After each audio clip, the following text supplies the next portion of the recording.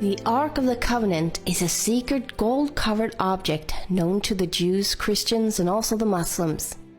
It has also been made known to a wider audience by being depicted in various movies. But what is the Ark of the Covenant? The oldest text written about it is the Torah, found in the Jewish Tanakh and in the Old Testament of the Bible. It tells us about the supreme God, the one who claimed to be the creator of planet Earth. He wrote 10 laws on 2 tables of stone. These stones were then placed into a gold-covered chest. The chest itself was then closed with a seat or lid with 2 cherubims, one on each side of the lid. The ark was used for 2 different purposes. It was above this seat the creator of the earth would manifest himself, as the law and the ark functioned as a throne for the creator. Secondly, it was put into a sanctuary system along with other holy objects.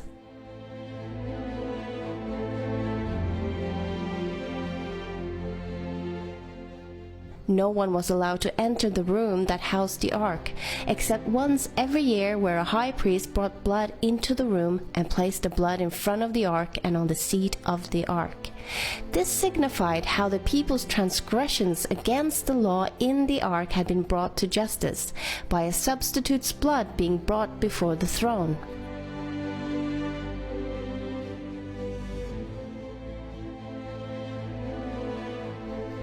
It was later moved to the first temple in Jerusalem. Sometime before the Babylonians besieged the city and destroyed the temple, it is assumed that it was hidden or that it disappeared.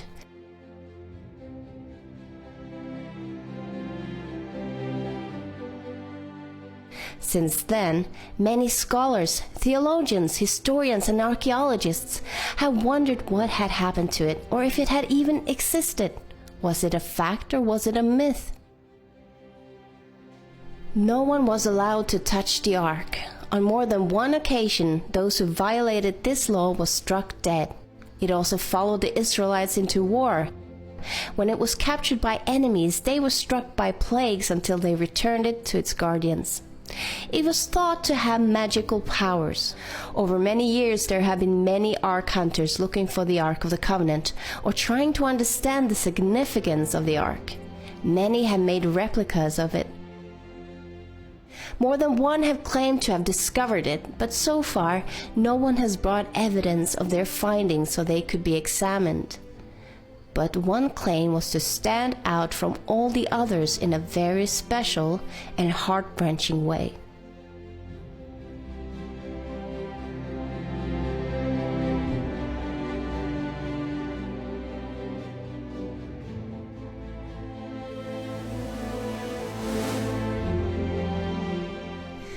The disappearance of the ark has been a mystery for a very long time.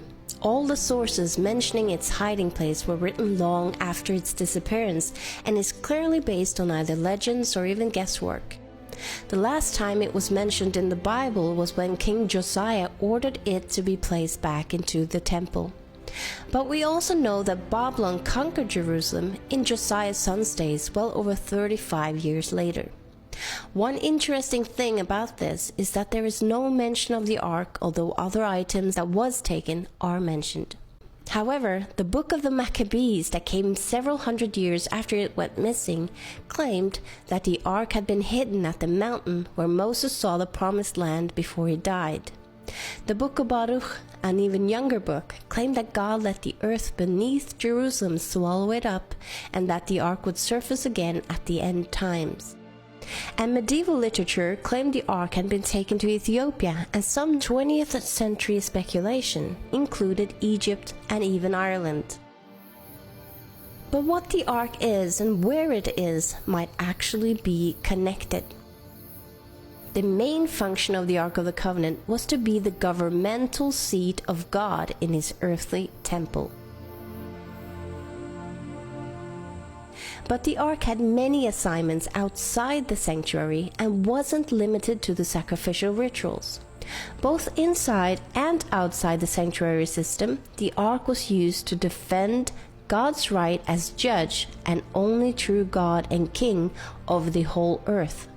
His claim to this right was written in the law inside the ark, which stated that he was the creator and that the earth, therefore, belonged to him.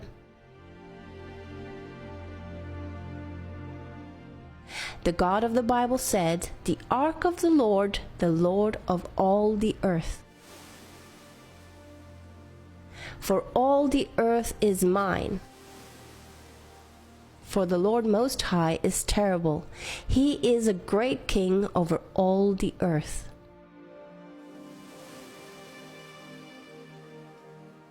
That is why the ark went in front in the war against the city of Jericho.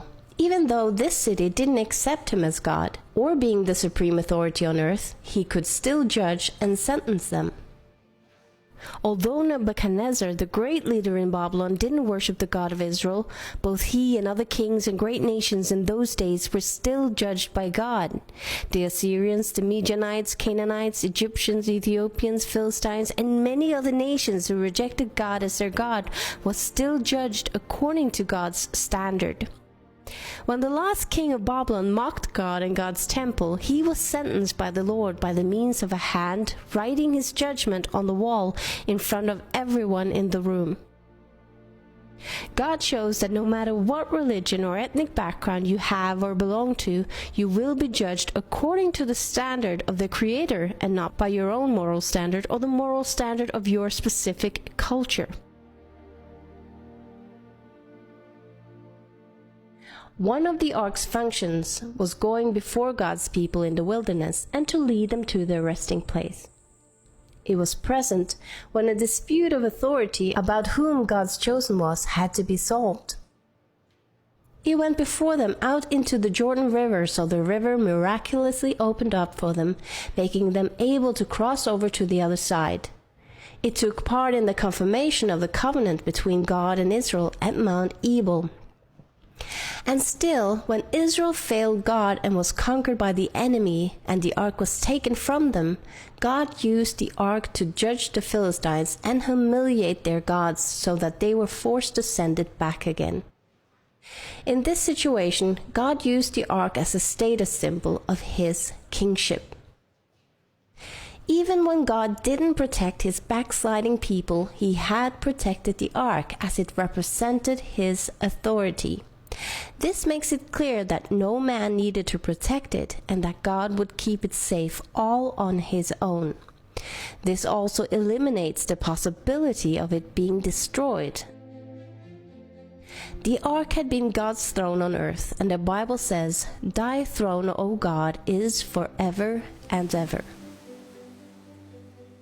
While Jeremiah had just witnessed Jerusalem and the temple being destroyed, he had something entirely different to say about God's throne.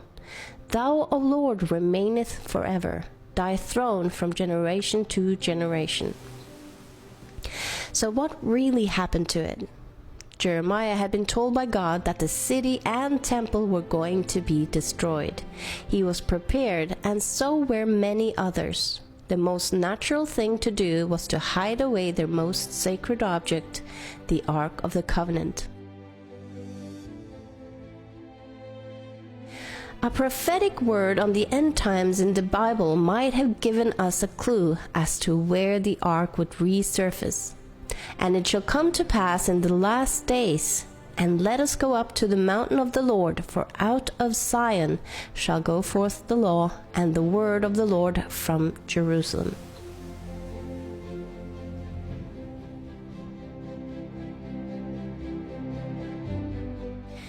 In the 19th century, archaeology got its beginning when different scholars went looking among the old remains found in the Middle East.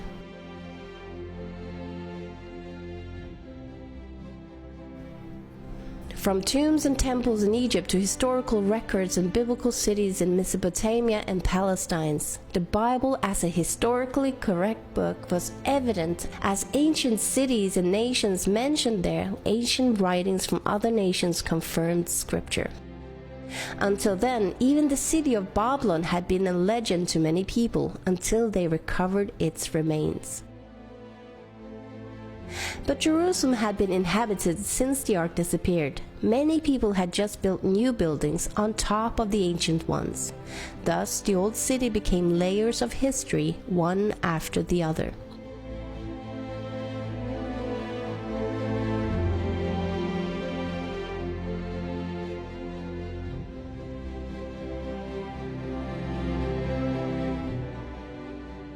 In 1854, a missionary, James Barclay, was walking along the old walls of Jerusalem. Here he stumbles across the entry to a major cave underneath the old city, full of tunnels and openings. It's been closed off for centuries, and it ran the length of 5 city blocks. In 1867, General Sir Charles Warren did the first major excavations in the old city and the mountain the temple once stood on. He discovered shafts and tunnels beneath ground level. In 1873, Charles Clermont-Ganneau, a French Orientalist and archaeologist, discovered a cherub carved on stone inside the cave. Cherubim were commonly used in the ancient times to guard the entry to a sacred town or place. This cherubim had similar features to what was popular in the time the ark disappeared. In 1882, General Gordon, a highly respected officer, traveled in the Middle East, and while looking around in Jerusalem, he was convinced that the traditional place called Golgotha could not be the right place. The northern section of the Temple Mount that was cut off seemed like it fit the biblical description and the ancient layout of the city much better. He started excavations there, but he had to leave to help in a conflict in Sudan, where he died and never got to finish his work. However, he did have time to write a letter to a friend containing a shocking statement. Something had happened that he did not explain. The northern mountain that Gordon identified as Skull Hill was also the location for Jeremiah's cave, where he wrote the Book of Lamentations, the very same book where Jeremiah had said, "God's throne remaineth." Gordon said, "The Ark of the Covenant is there." He also mentioned that other temple furniture could also be found there. A very strange statement, as he never got to finish his excavation. So how had he come to know? Well, the place was left covered up, and General Gordon's letters remained tucked away somewhere safe. About 100 years later, a man by the name of Ronald Wyatt had started praying to God to use him to show the world that the Bible was true. Ron had already been looking into the flood story and investigated the possible remains of Noah's Ark.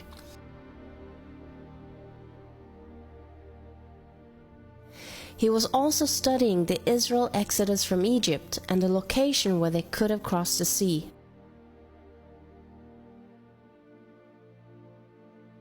Finding several old Egyptian chariot wheels. It was on one of the diving trips he ended up traveling by Jerusalem on his way home. He was walking along the cliff face with a new acquaintance when his hand suddenly went up on his own. And his hand pointed to a place where some debris and trash was lying in front of the cliff. Without understanding why or how, he heard himself say, "There is Jeremiah's grotto, and the Ark of the Covenant is there."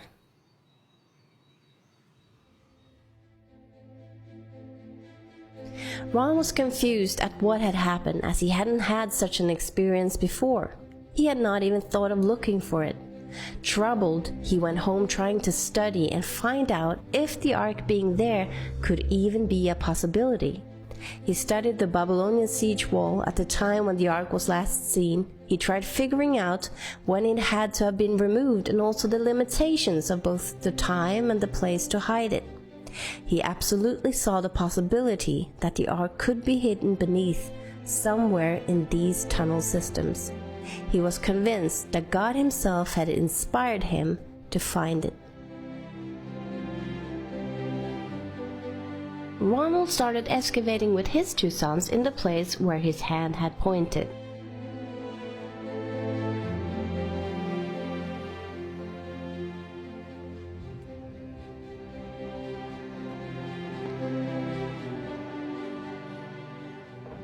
However, they soon discovered that a large mountain rock made digging downwards difficult. Instead, they started digging a few feet to the right. As they started excavating, he quickly found 3 niches in the cliff face. Ron thought that perhaps they could be niches that were meant to hold signs, coming from the Roman period.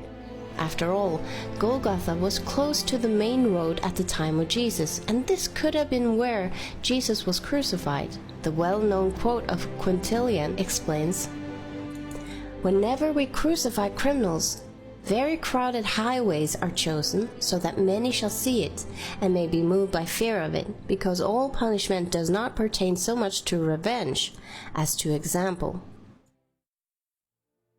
The Golgotha location where the Byzantine church was built wasn't by a main highway, but this place was.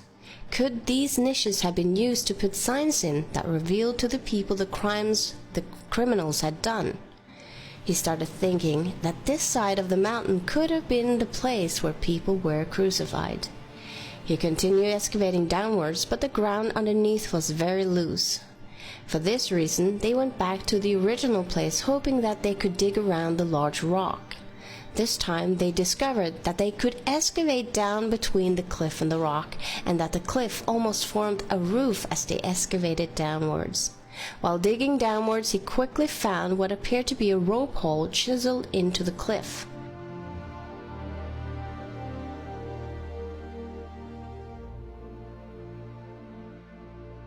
He was about to find out what it could have been used for.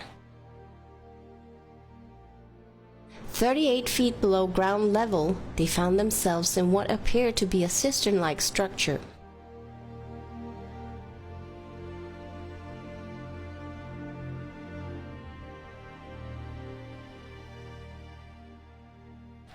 It was round with stairs going down into it.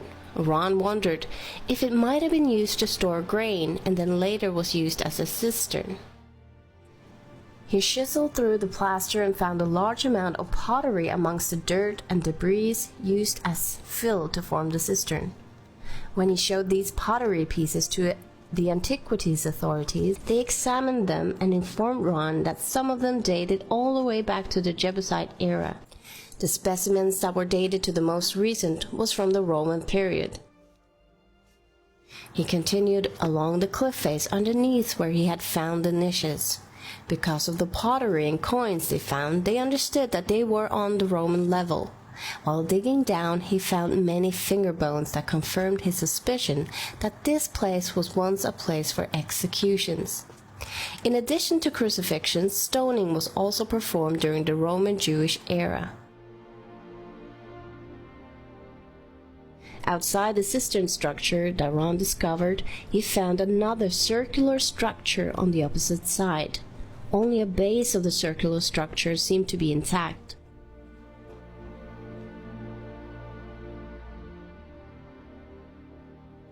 While studying the structure, he found a well-preserved section with a wall and a hewn stone standing horizontally out from the wall in the cliff face.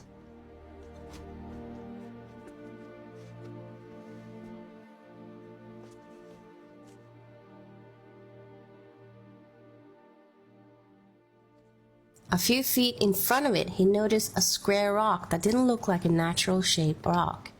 He carefully picked it up and found a squarish hole chiseled into the bedrock underneath. Could this have been a cross hole? As he examined this hole and cleared away the dirt around it, he discovered that it had a large crack extending out from it. It appeared that the hole was chiseled into a platform in the bedrock. In front, on a lower level, he found several other cross holes. But he couldn't get the thought out of his head that the one on the platform with the crack extending out from it could have been the hole that held the cross of Christ. He remembered the scripture saying that an earthquake shook the mountain when Christ died. Could this crack point to the hole holding the cross? The cross hole extended 23 inches into solid bedrock, while the crack appeared to extend much deeper.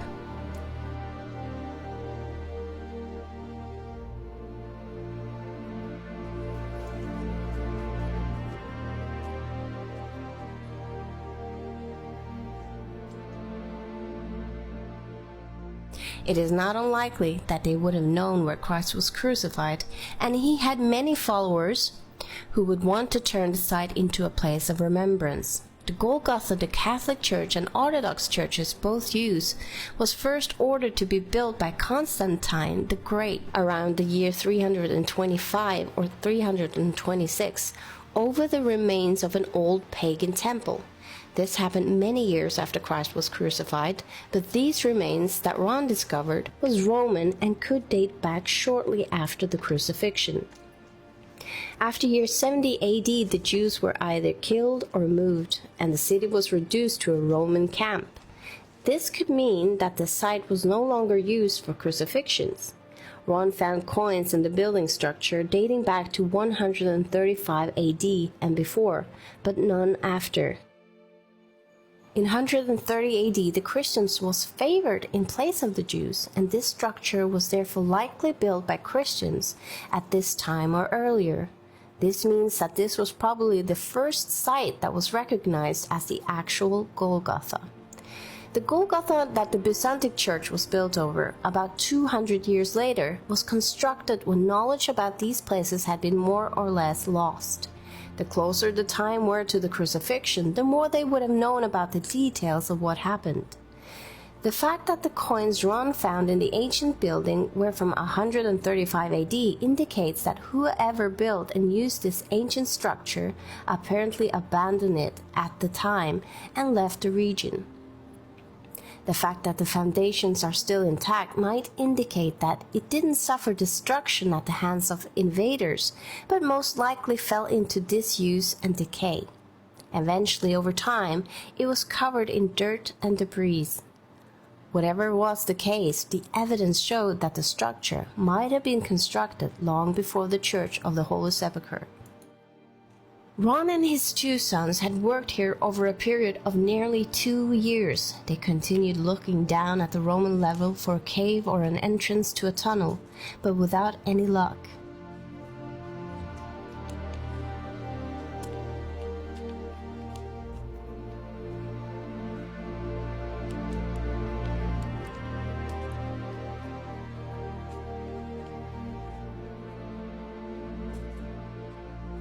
Ron then found himself impressed to break through a crack in the cliff wall. They all prayed and continued to feel impressed. They used hammers and chisels, and after a short time they could see an open space behind. They enlarged the hole so they could get through. The cave on the inside was 15 feet high and wide. Ron had first gotten excited when discovering the cave, thinking the ark might be right there inside it. But it was empty and led to myriads of shafts and openings inside the mountain.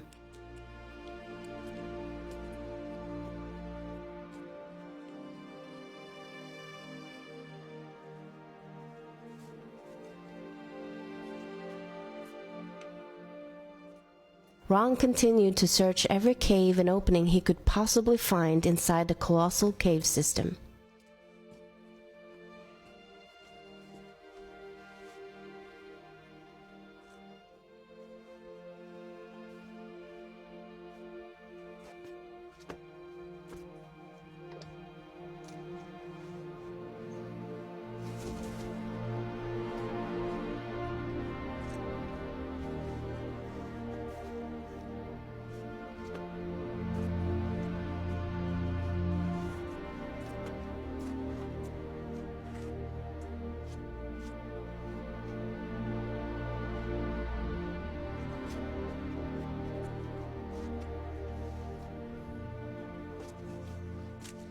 For 2 years they went back and forth between the States and Jerusalem to earn money at home so they could come back and continue the search.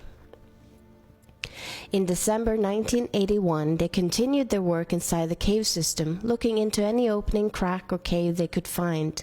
However, all 3 of them ended up with a cold. Ron's 2 sons went back to the States, and Ron had to rely on help from others to continue.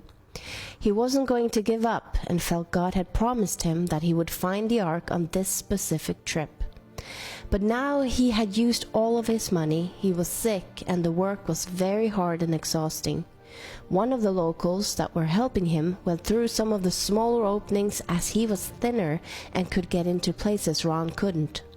While looking around, Ron found a chimney-like passage, and from there a small tunnel where Ron had to exhale in order to squeeze himself through.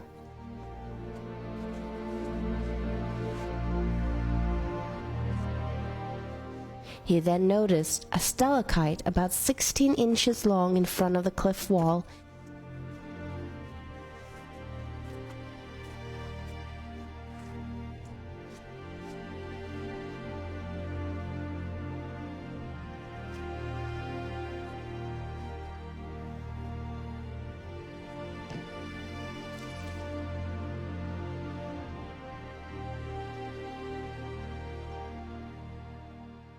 Behind it was a hole, and Ron tried to look through it without any luck. So he enlarged it a little and could see a cave inside, but it didn't look too promising and appeared to be a cave full of rocks.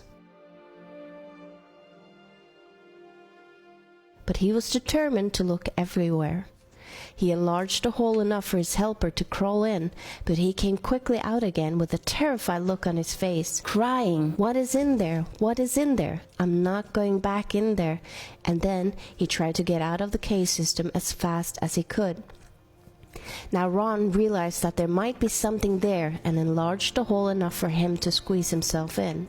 It was now January the 6th, 1982. There was about 18 inches of clearance between the rocks and the ceiling.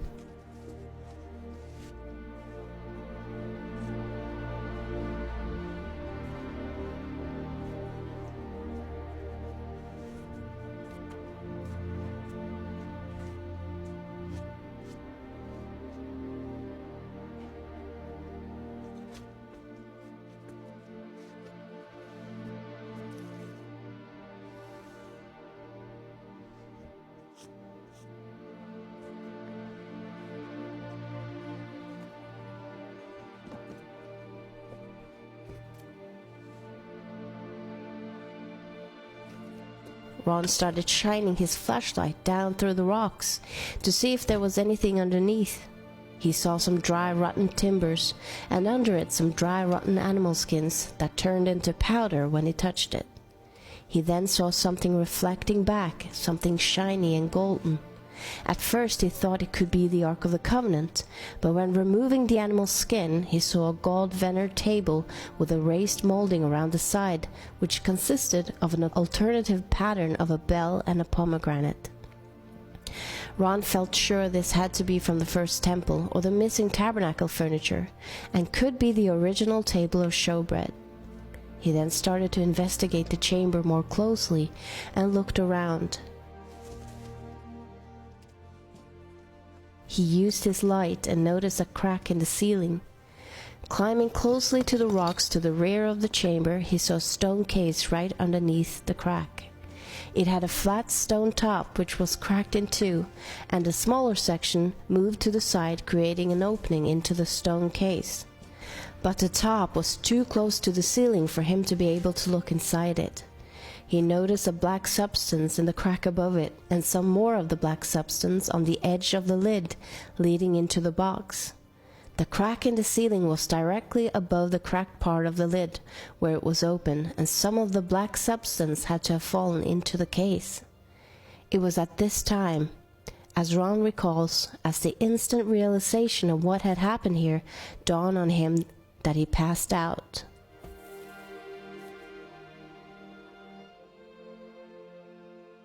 When he realized that the crack in the ceiling was the end of the crack extending from the crosshole found in the elevated platform many feet above him, and the black substance was blood that had fallen through the crack and into the stone case, he knew the ark was in the stone case. But the most overwhelming realization was that Christ's blood had actually fallen on the mercy seat on the Ark of the Covenant.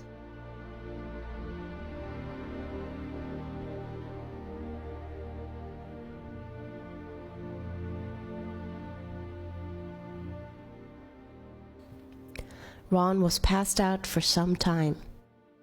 he later came back to the cave and managed to confirm that it really was the Ark of the Covenant.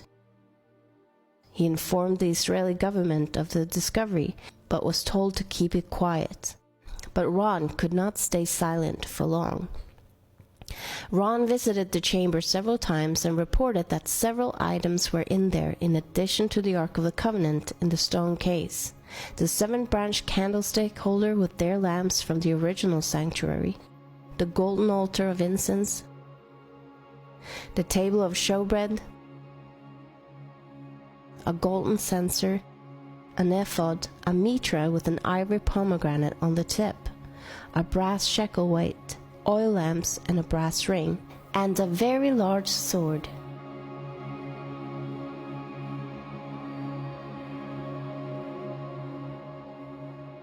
In the back of the ark was a small open cubicle which still contains the book of the law, presumably the one Moses himself wrote. To his understanding, the book of Genesis was not there. It amazed Ron that these scrolls written on animal skins were still in perfect condition. He then began to realize that the ark had to have been taken into this chamber somehow. It couldn't be where he entered because he had cut through stone to get in. Removing some of the stones, he found a larger entrance going south towards Zedekiah's cave on the other side of the road, where the cherubim had been found. This tunnel was however blocked with many large rocks, and Ron had no way of moving them out of the tunnel from where he entered. Ron had a laboratory in Israel analyze the blood remains he had found in the crack and on the mercy seat of the ark. The results shocked them beyond anything. First of all, in this analysis, I took the blood into a laboratory in Israel. I asked one of the people I work with in antiquities, where is a good laboratory that does reliable work? And they said, such and such, such and such. I took it. I just said, please examine this blood and tell me what you can tell me about it. All right? They said, well, look, we're going to reconstitute it. We're going to put it in normal saline and keep it at body temperature for 72 hours with gentle swirling. All right? That's their business. That's great. I said, now I want to be there when you check it out. They said, fine. So I was back.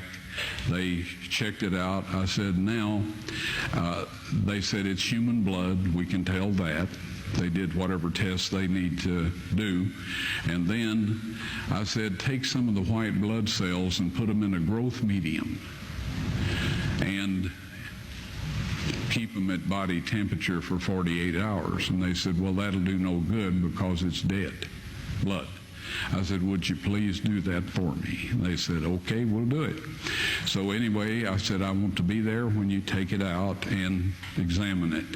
So I was back there. They took it out, examined it under a microscope, and the one technician called the other one over there, and then they called the boss over there, and they were talking Hebrew a mile a minute there for a little bit, and they looked at me and they said, Mr. Wyatt, this human blood only has 24 chromosomes in it. Everybody else has 46. You see, 23 from your mother, 23 from your father, 22 autosomes from your mother, 22 autosomes from your father. You get an X from your mother, you may get an X or a Y from your father, all right? This blood had 23 chromosomes from the mother's side, one Y chromosome only. You see, the child could not have developed if they hadn't had the autosomes from the mother. So all of his physical characteristics were determined by his mother's side of the family, her autosomes. His maleness was determined by this one Y that came from the source, not a human male. Then they said, this blood is alive. And then they said, whose blood is this?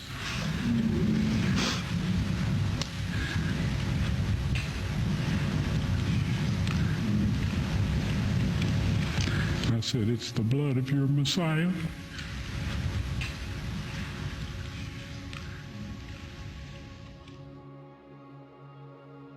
When the blood went on the mercy seat, it was proven that it was sin against this very law Christ took the penalty for. Our sins against God's laws, not human laws or any other religious laws. And these are the laws we need to repent for having opposed. And furthermore, that God had really sent His Son to die in our place. Ron wanted to show everything to the world right away, but God stopped him.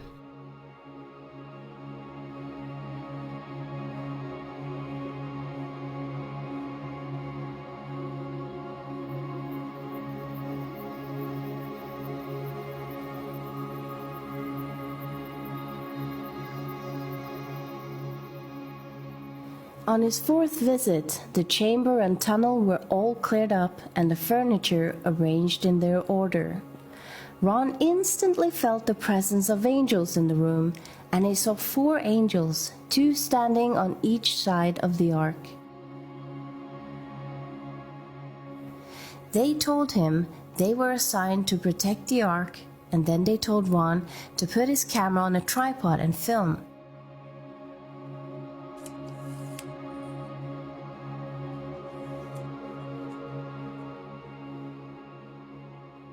They lifted the mercy seat and helped him take out the 10 Commandments written on the 2 tables of stone.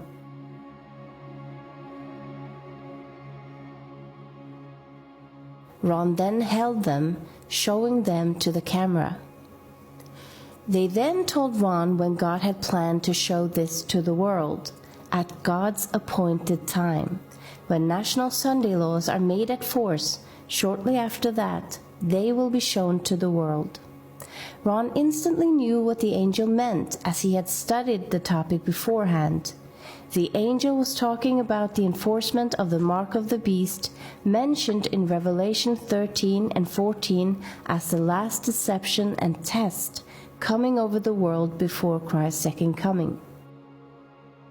The law in Christ's blood is a testimony, countering a man-made version of God's commandments that will be forced upon people all over the world.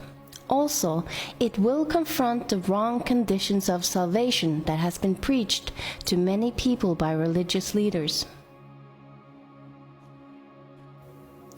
Ron died in 1999 without seeing it fulfilled, but he knew the evidence of what happened was on tape, and he used his last months and years to tell people about the love of Christ, His sacrifice for us, and then he warned people of the coming mark of the beast law.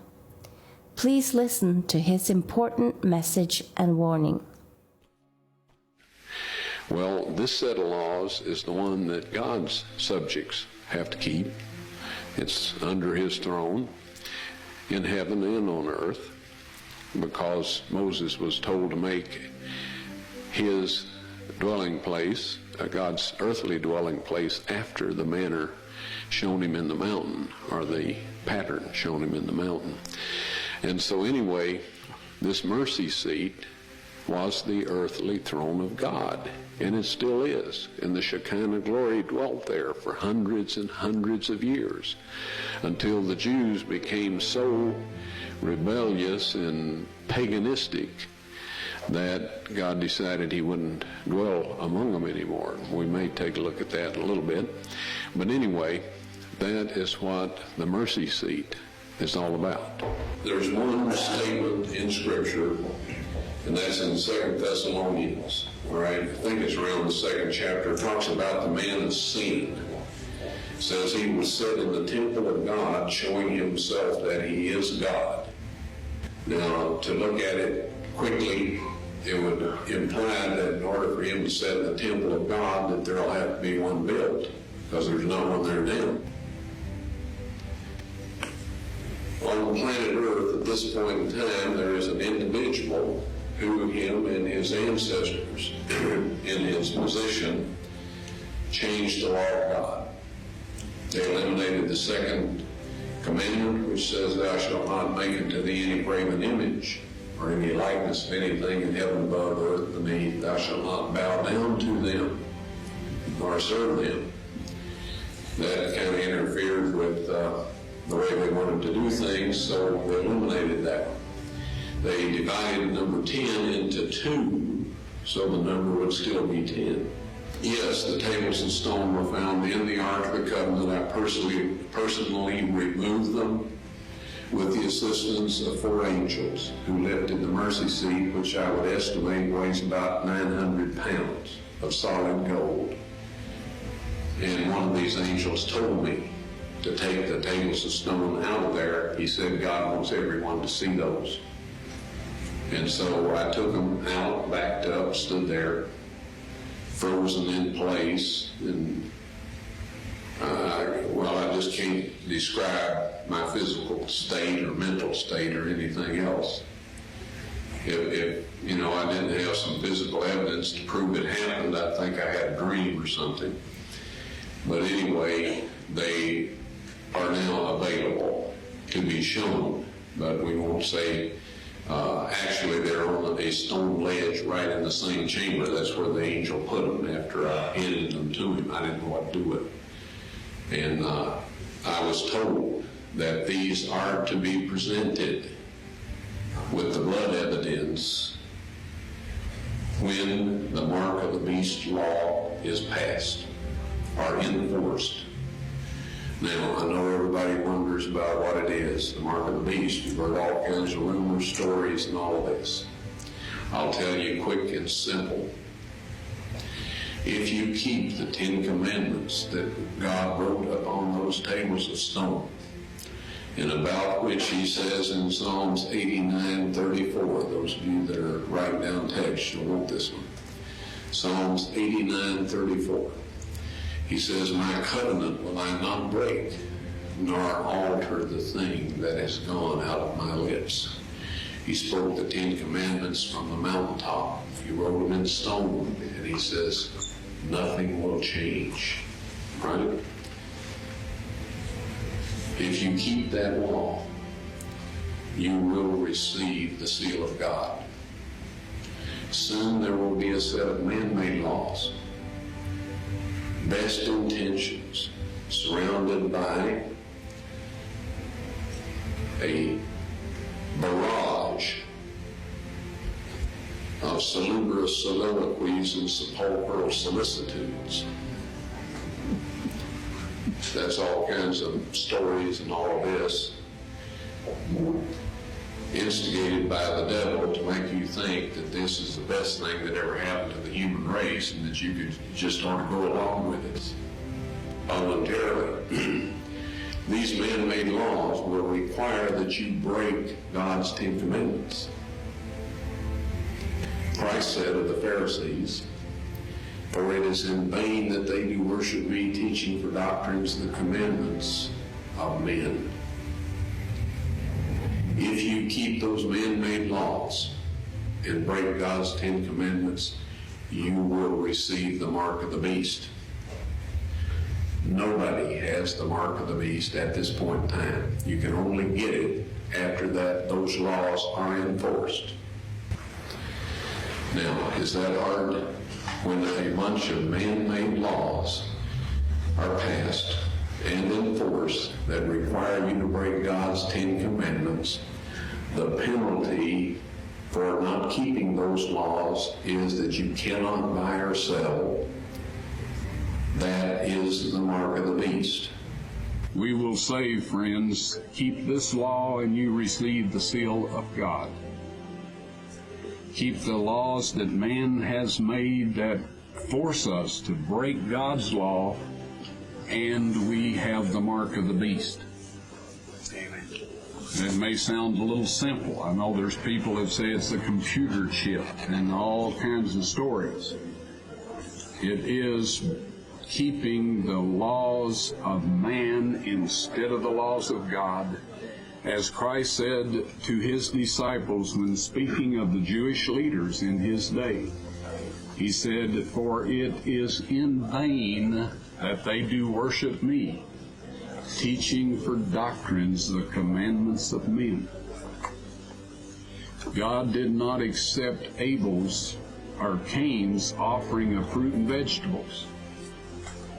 He will not accept any substitute for our loyalty to Him, but keeping His 10 Commandments. And there will come a time, folks, when if you do that, you will not be able to buy or sell. Now, in Psalms 89:34, he says, "My covenant will I not break, nor alter the thing that has gone out of my lips." Okay? That means that the 10 Commandments, which is the covenant, He won't change that. He spoke it from the mountaintop, and it's recorded in the 20th chapter of Exodus. He won't change that. When I saw the tables of stone and saw what they said exactly the same thing that the original Hebrew text says in the book of Exodus. Exactly. All right? And that will not change. Now, the Bible warns us that Satan will come with signs and lying wonders. All right? How can we tell what is a miracle by Satan? Because he's a supernatural being. All of the fallen angels are supernatural beings. They can do things that are miraculous from our point of view. How can we tell what's of God and what's not? If they say God's 10 Commandments are binding, to break those is to sin, then they're of God. If they say anything other than that, they are not God, and we have no business listening to them, regardless of what kind of miracles they are performing. The tables of stone will be on display after the National Sunday Law is enforced. That is the exact words of the angel as I recall them.